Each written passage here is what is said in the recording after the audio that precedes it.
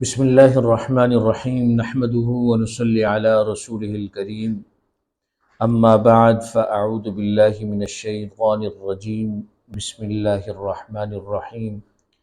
ان الذین قالوا ربنا اللہ ثم استقاموا تتنزل علیہم الملائکۃ الا تخافوا ولا تحزنوا وابشروا بالجنۃ التی کنتم توعدون صدق اللہ العظیم۔ ان الذین قالوا ربنا اللہ، بے شک جن لوگوں نے کہا، اقرار کیا،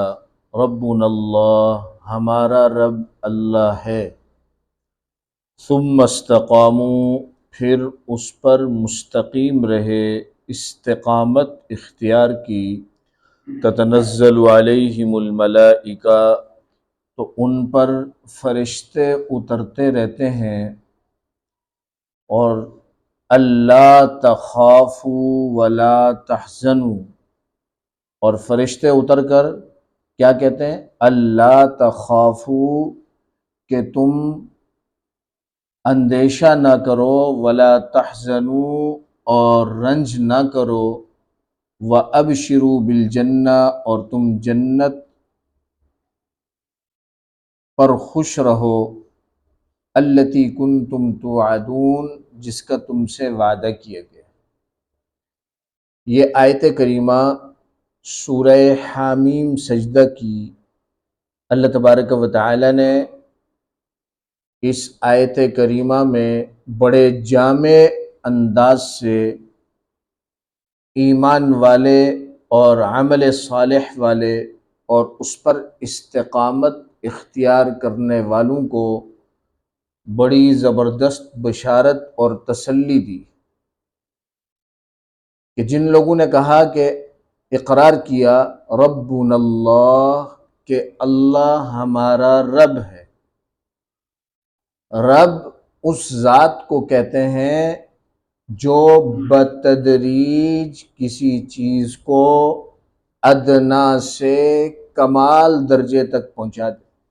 اسے رب کہتے ہیں۔ اور کسی کا یہ کہنا کہ اللہ ہمارا رب ہے، یہ تب ہی 100% درست ہوگا کہ جب اس کے دل میں اس بارے میں یقین کامل ہوگا کہ میں ایک ایک سانس لینے میں اللہ رب العزت کا محتاج ہوں، بلکہ زندگی کے ہر لمحے میں اپنی پیدائش سے لے کر اپنے لڑکپن، جوانی، بڑھاپے، موت، قبر، حشر اور پھر جنت تک جانے تک ہر وقت، ہمہ جہت اس کی 100% اس بات پر اس کا یقین ہوگا کہ ہر عمل میں اللہ رب العزت کا محتاج ہوں۔ ربنا اللہ، اقرار کیا کہ اللہ ہمارا رب ہے، اور اس پر استقامت اختیار کی۔ سیدنا صدیق اکبر رضی اللہ تعالی عنہ فرماتے ہیں کہ ایمان اور توحید پر قائم رہے، اسے نہ چھوڑے، اس کو استقامت کہتے ہیں۔ ایمان اور توحید پر قائم رہے اور اس کو چھوڑے نہیں، اسے کہتے ہیں استقامت۔ سیدنا عمر رضی اللہ تعالیٰ عنہ فرماتے ہیں کہ تم اللہ کے سیدنا عمر رضی اللہ تعالیٰ عنہ استقامت کے بارے میں فرماتے ہیں کہ تم اللہ کے تمام احکامات پر پابند رہو، اوامر پر اور نواہی پر سیدھے جمے رہو، اور اس سے ادھر ادھر راہ فرار لومڑیوں کی طرح نہ نکالو، یہ ہے استقامت۔ سیدنا عثمان رضی اللہ تعالیٰ عنہ استقامت کی تعریف فرماتے ہیں، فرمایا کہ اخلاص کے ساتھ عمل کرنا، یہ استقامت، یعنی کوئی بھی عمل خالصتاً للہ فی اللہ کرنا، یہ استقامت ہے۔ سیدنا علی المرتضی رضی اللہ تعالیٰ عنہ، حضرت ابن عباس رضی اللہ تعالیٰ عنہما استقامت کی تعریف ادائے فرائض سے فرماتے ہیں کہ استقامت اختیار کرنا یعنی فرائض کو ادا کرتے رہنا تسلسل کے ساتھ۔ اسی طرح حسن بصری رحمہ اللہ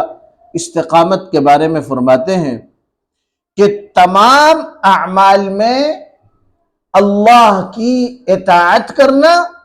اور اللہ کی نافرمانی سے بچنا، یہ تو ہو گئی استقامت کی تعریف،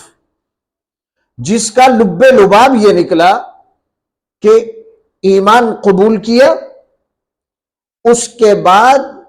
اعمال صالحہ کرنا شروع کیے، اور جب سے ایمان قبول کیا اور عمل صالح شروع کیا اس پر لگا رہا بڑی استقامت کے ساتھ یہاں تک کہ اس کا انتقال ہو گیا۔ اب جب انتقال ہوا تو تتنزل علیہم الملائکہ، ملائکہ اس پر اتریں گے، اور کون سے ملائکہ؟ کہ جب ایمان والے کا انتقال ہوتا ہے، نیک اعمال پر استقامت کرنے والے کا جب انتقال ہوتا ہے تو بڑی خوش شکل میں فرشتے آتے ہیں اور اس کی روح قبض کرتے ہیں، اور قبض کرنے کے بعد اس کی روح کو اعلی علیین تک لے جاتے ہیں۔ بلکہ بعض اعمال جیسے قرآن کا حافظ ہونا، قرآن کا شغف رکھنے والا، کہ وہ تو منکر نکیر کے جو فرشتے ہیں سوال جواب والے، انہیں بھی اس وقت میں بھی کہ جب وہ سوال جواب کریں گے تو فرشتے اس وقت بھی ساتھ رہیں گے، وہ کہیں گے بھئی ہم نے ان سے سوال جواب کر رہے ہیں، آپ چلے جائیں۔ وہ کہیں گے بھئی آپ سوال جواب کرتے رہیں، میں اس کو چھوڑ کے نہیں جا سکتا۔ یعنی عمل اس کے اتنی خوبصورت شکل میں آ جائے۔ اسی طریقے سے ایمان اور عمل صالح والا اور اس پر استقامت اختیار کرنے والا جب دنیا سے چلا جائے گا، انتقال ہو جائے گا، قبر میں دفنایا جائے گا، برزخ کی ساری زندگی مکمل کرے گا، تو مکمل کرنے کے بعد جب وہ سور پھونکنے پر اٹھے گا، جی اٹھے گا، حشر کی میدان کی طرف جائے گا، تو دو فرشتے اس کے ساتھ ہوں گے، تتنزل علیہم الملائکہ، اللہ فرشتوں کو اس پر نازل اتارے، وہ دو فرشتے اس کے ساتھ ساتھ چلے۔ اور بعض مفسرین نے تو فرمایا کہ ہما وقت اللہ رب العزت جو ایمان لایا اور عمل صالح اختیار کیا اور اس پر استقامت اختیار کی، تو ہما وقت اللہ تبارک و تعالیٰ کے فرشتوں کا نزول ہوتا رہتا ہے اس پر، اور یہ فرشتوں ہی کی برکات ہے کہ فرشتوں کا نزول اسے نیک اعمال کی طرف رغبت دلاتا رہتا ہے، اور وہ نیک اعمال میں استقامت کے ساتھ آگے بڑھتا چلا جاتا ہے۔ حضرت سفیان بن عبداللہ الثقفی رضی اللہ تعالیٰ عنہ نبی کریم صلی اللہ علیہ وسلم کے پاس تشریف لائے اور آ کر کہنے لگے، اللہ کے محبوب پیغمبر، مجھے کوئی ایسی جامع بات بتا دیجئے کہ پھر اس کے بعد مجھے کسی سے کوئی بات پوچھنی نہ پڑے۔ اللہ کے محبوب پیغمبر نے ارشاد فرمایا، قل آمنت باللہ ثم استقم، آپ کہتے ہیں کہ میں اللہ پر ایمان لایا، ثم استقم، پھر اس پر ڈٹ جائے، استقامت اختیار کرے۔ یعنی جب سے ایمان لایا، توحید پر قائم ہوا، پھر اس توحید کو کبھی بھی نہ چھوڑے، چاہے تو حالات کتنے سخت کیوں نہ آ جائے۔ عمل صالح شروع کیا، اس پر ڈٹ جائے اور استقامت اختیار کر لے، چاہے حالات کیسے بھی آئے، استقامت کے ساتھ عمل پر جم جائے اور کبھی بھی اس سے نہ پھرے۔ یہ استقامت جو ہے اللہ کے ہاں بڑے بڑے انعامات کا باعث۔ چنانچہ عمل اگر کم بھی ہو اور استقامت کے ساتھ ہو تو اس پر جو نتائج مرتب ہوتے ہیں اللہ اور اس کے رسول کی طرف سے جو بتلائے گے وہ بہت زیادہ ہے، بنسبت اس کے کہ عمل زیادہ ہو اور ایک مرتبہ کر لیا اور پھر چھوڑ دیا۔ اسی وجہ سے ہمارے استاد محترم حضرت مولانا مفتی ظفر علی خان صاحب رحمہ اللہ فرمایا کرتے تھے، الاستقامت فوق الکرامہ، الاستقامت فوق الکرامہ، کہ استقامت کرامت سے بھی آگے کی بڑی ہوئی چیز ہے۔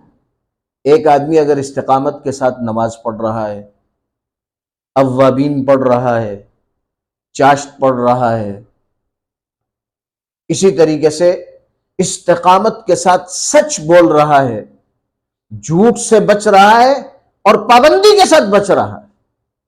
بدنظری سے بچ رہا ہے تو پابندی کے ساتھ بچ رہا ہے،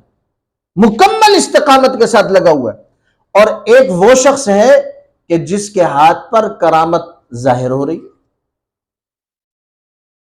کیا کرامت ظاہر ہوئی ہے بھائی؟ کرامت یہ ظاہر ہوئی کہ کوئی اللہ والا آدمی ہے اور جو ہے شدت سردی ہے اور پانی گرم کرنے کی کوئی صورت موجود نہیں ہے، اور انہوں نے جو ہے پانی کے لیے آگے ہاتھ بڑھایا اور اللہ تبارک و تعالیٰ نے اس پانی کو کیا کر دیا بھائی؟ گرم کر دیا۔ اس میں طاقت اللہ رب العزت کی ہے اور ہاتھ ولی کا۔ تو لوگ کرامت کے پیچھے بھاگتے ہیں کہ یہ بڑا صاحب کرامت ہے۔ تو حضرت مفتی ظفر علی خان صاحب فرمایا کرتے تھے کہ الاستقامت فوق الکرامہ،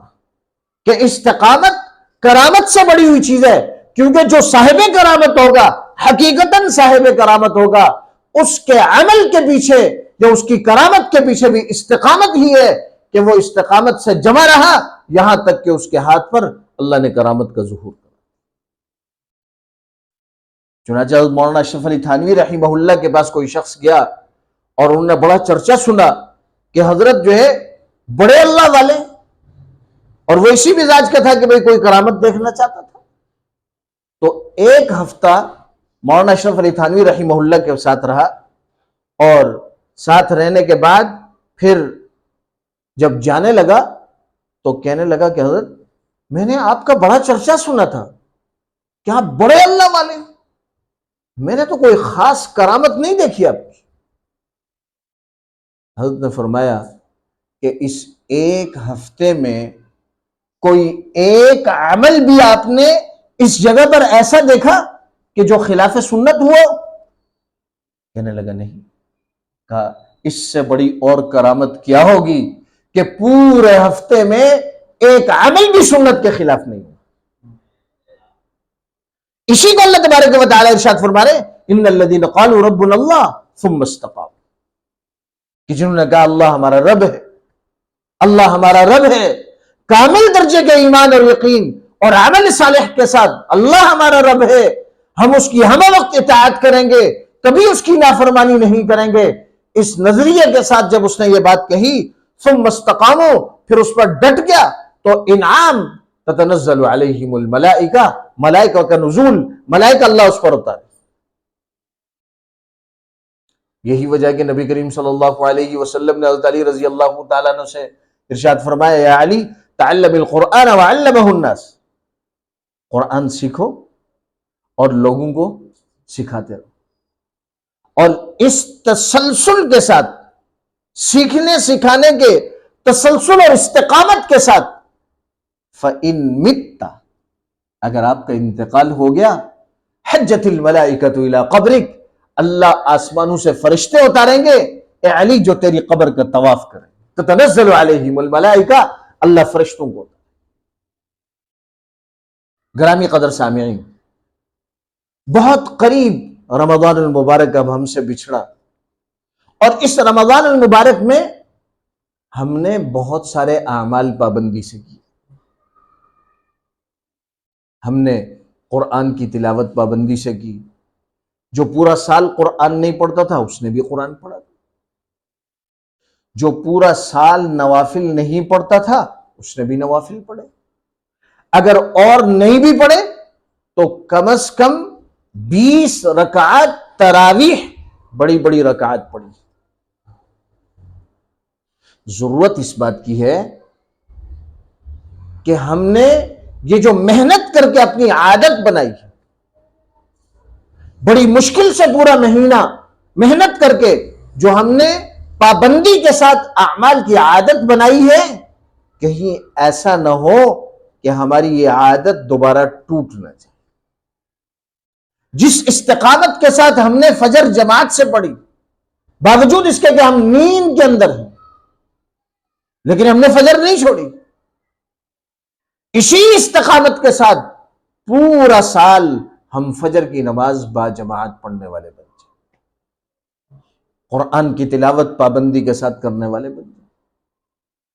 ذکر و اذکار پابندی کے ساتھ کرنے والے بن جائیں۔ اسی طریقے سے جن اعمال کی ہم نے عادت ڈالی، ان اعمال پر استقامت اختیار کر لی۔ اگر یہ ہم نے استقامت اختیار کر لی، اپنی عادت کو برقرار رکھا اور اپنے اللہ کی طرف دوڑتے رہے اسی طرح، تو یقین جانیے کہ جب آئندہ رمضان آئے گا تو اس رمضان کو ہم اس رمضان سے زیادہ قیمتی بنا سکیں۔ تو ضرورت اس بات کی ہے کہ ہم استقامت اختیار کریں، جن اعمال کی رمضان المبارک میں ہمیں عادت ڈالی ہے اس پر استقامت اختیار کریں۔ اور یہ استقامت اختیار کرنا، پابندی کے ساتھ ان اعمال پر جمے رہنا، اس لیے بھی بہت زیادہ ضروری ہے کہ دنیا کے اعتبار سے بھی ہم دیکھتے ہیں کہ ہماری دنیاوی جو کیفیت ہے، اگر اس کا تھوڑا سا جائزہ لے لیں، اس کا جائزہ لے لیں، اس کا جائزہ یہ ہے کہ بھئی ہم نے جو ہے نا بھئی اچھے کپڑے پہننا شروع کیے۔ کسی زمانے میں کمزور کپڑے پہنتے تھے، ایک وقت آیا کہ اچھے کپڑے پہننے لگے۔ اب بھائی ہم ان اچھے کپڑوں سے کم درجے کے کپڑے نہیں پہننا چاہتے۔ کیوں نہیں پہننا چاہتے؟ ہمارے زبانوں میں ایک جملہ ہوتا ہے کہ میری پرسنالٹی خراب ہو جائے، جو میرا مورال بنا ہوا ہے اس میں کمی آ جائے۔ اگر ایک شخص جو ہے مہران کار میں سفر کر رہا ہے اور اگر وہ گاڑی بیچ دی، وہ دوبارہ افیکس خریدنے کے لیے تیار نہیں۔ کیوں؟ وہ کہے گا، اس کے فوراً کہے گا میری پرسنالٹی خراب ہو رہی ہے۔ اب وہ مہران ہی خریدے گا یا اس سے آگے جائے گا، پیچھے نہیں آئے گا۔ تو دنیا کے کسی معاملے میں ہم پیچھے نہیں آنا چاہتے۔ کسی زمانے میں ہم نیلون کا جوتا پہنتے تھے، آج ہم پہننے کے لیے تیار نہیں۔ تو جس طرح دنیاوی امور میں ہم جس عادت پر آگے، اس عادت سے پیچھے نہیں جانا چاہتے، تو اسی طرح رمضان المبارک میں جن اعمال کی ہمیں عادت پڑی، ہم نے عادت ڈالی، جہاں تک ہماری پرسنالٹی بنی دینی اعتبار سے، ہمارا مورال جتنا بلند ہوا، اس مورال کو، اس پرسنالٹی کو کم کرنا، یہ جس طرح دنیا کے اعتبار سے ہم برا سمجھتے ہیں، دین کے اعتبار سے بھی ہم اپنی توہین سمجھیں۔ بلکہ دین کے اعتبار سے تو اور آگے بڑھنے کی ضرورت ہے کہ اللہ تبارک و تعالی ارشاد فرماتے ہیں فَلْيَتَنَافَسِ الْمُتَنَافِسُونَ، یہاں لوگ آئیں مقابلہ کریں، ایک دوسرے سے آگے بڑھنے کی کوشش۔ اللہ تبارک و تعالی سے دعا ہے کہ اللہ رب العزت ہم جو کہا سنا، اللہ تبارک و تعالی عمل کی توفیق عطا فرما دے۔ وآخر دعوانا ان الحمد للہ رب العالمین۔